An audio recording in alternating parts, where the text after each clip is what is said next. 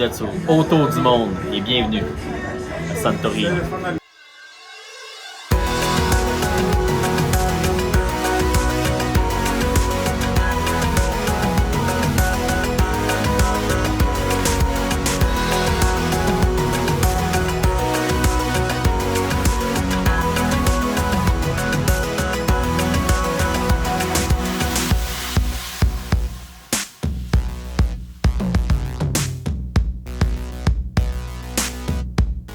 Welcome on Autour du Monde. If you like our content, don't forget to subscribe to our channel and to like our videos. In this new episode of Autour du Monde, we are still in Santorini. We'll visit a few interesting sites and archaeological sites, but at the end of the day, we'll leave to the island of Naxos. We begin the second day of our stay in Santorini with an overview of where we stayed during our trip. Located on the east coast, between Oia and Ferry, the 4 villas of Bianco Diverso suites are perfect if you want a peaceful and quiet place. We really loved that peaceful setting, which contrasted with the many tourists we encountered during our stay.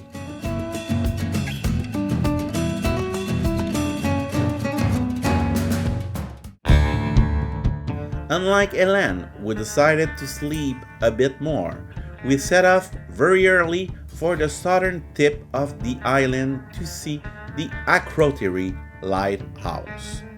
We highly recommend to go early as there won't be too much traffic on the road.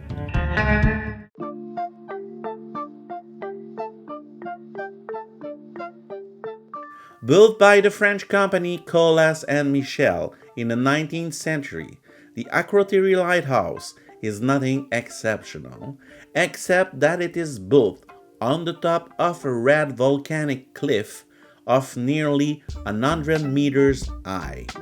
In fact, it is the same red as the beach of the same name that we visited in the last episode, located a few kilometers away.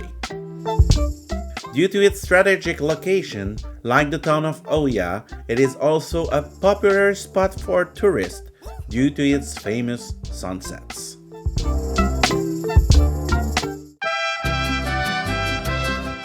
Conseil à tous les voyageurs, en Grèce, Google Maps n'est pas toujours de l'aide efficace.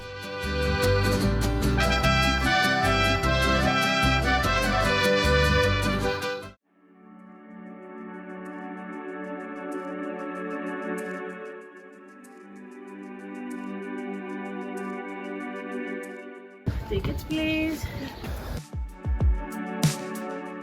One of the goals of this second day in Santorini was to discover the ancient site of Akrotiri. Why? Simply because the archaeological site was closed to the public from 2005 to 2012. Despite having visited Santorini several times before, this was our first visit to this legendary place. Beneath its pile of stones and earth lie the Pompeii of the Cyclades. In 1967, archaeologists found traces of this city, which has been buried by a volcanic eruption similar to the one that buried Heraclion and Pompeii. But it is much older and remained underground for more than 3,500 years. The excellent state of preservation of the buildings and their magnificent frescoes provides a glimpse into the social, economic, and cultural history of the Bronze Age in the Aegean Sea.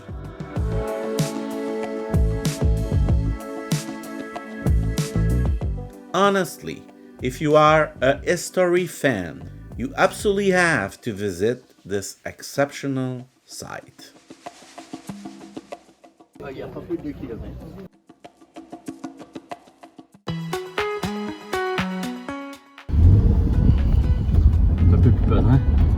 After this visit, we packed our luggage and left the villa.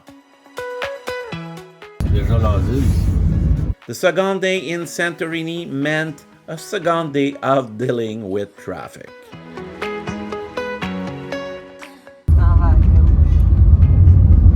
Construction. C'est un peu l'asile. Pourquoi que tu parles? L'île au complet, c'est l'asile, sauf où est-ce qu'on habite.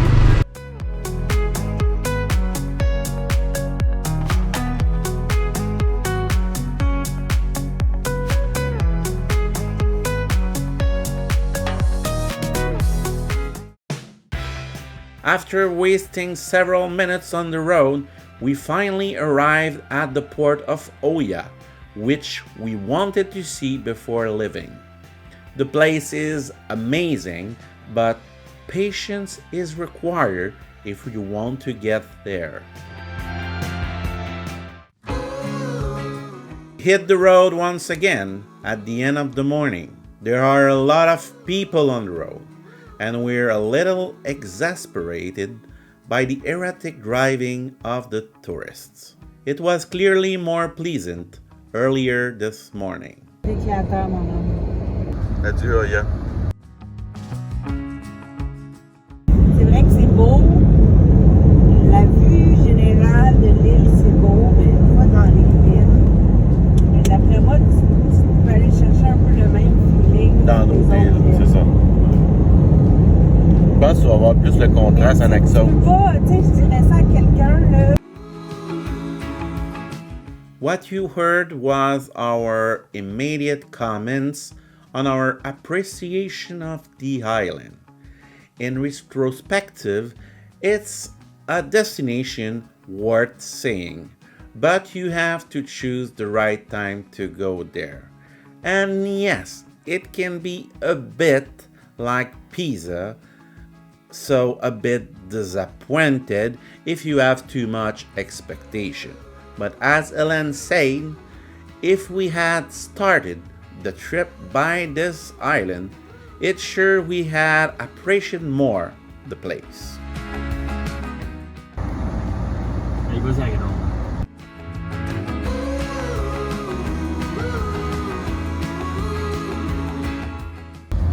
Mettre ça en dessous comme ça. Oui, juste Ça pour fait toi. vraiment beaucoup d'ombre.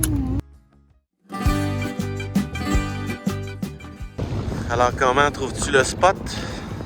Ben, c'est la question que je voudrais poser à Hélène. C'est Google. Peux-tu nous parler de ton choix? J'ai choisi quelque chose avec une vue. Mais c'est la première fois que j'ai un parking, puis c'est des... Petits abris solaires. Donc, on est un petit peu... Ça a tout changé, on a bien plein de pour le coup.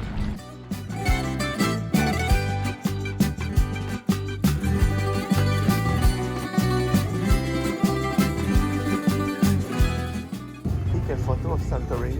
C'est tout des kitsch. On se croirait vraiment à Santorini. Il y a de la bébite dans ces verres-là. As you can imagine, the restaurant was a bit overrated, as were the prices. But you definitely have to pay for the view and the strange setting.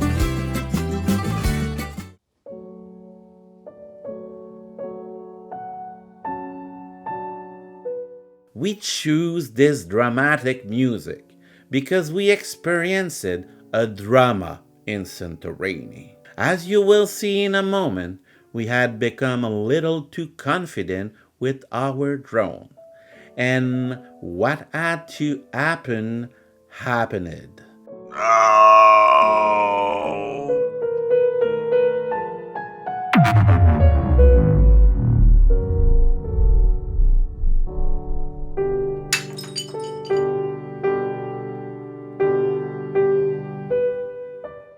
So that was the end of our drone for this adventure. But it will be back soon, newly repaired after this dramatic fall.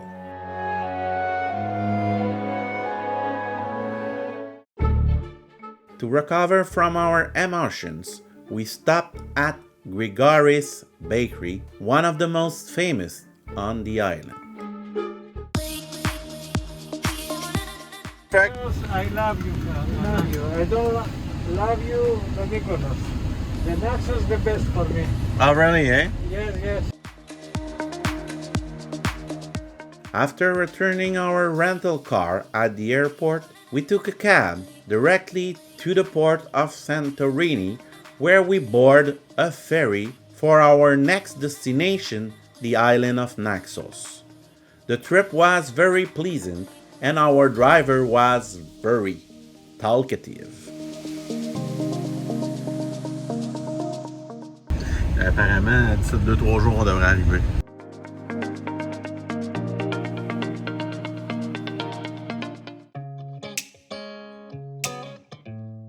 Here are our last images of Santorini. Although there was too many tourists, as we say many times, we had a wonderful stay. And as you can see, we weren't the only ones leaving the island that day.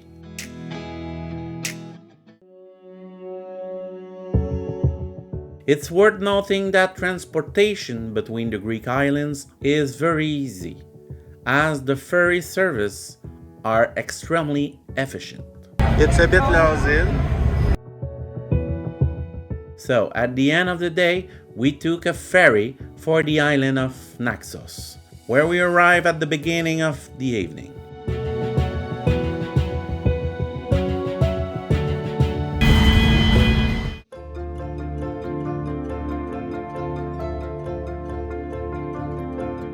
Or lemon, something like that. And As soon as we arrived in Naxos, we headed to a restaurant where we had one of the best meals we had in Greece. And to our delight, at this time of the year, there were very few people in Naxos. We really enjoyed it. J'espère que vous avez apprécié ce nouvel épisode d'Autour du monde en Grèce et dans les Balkans. Dans le prochain épisode, nous visiterons l'île de Naxos.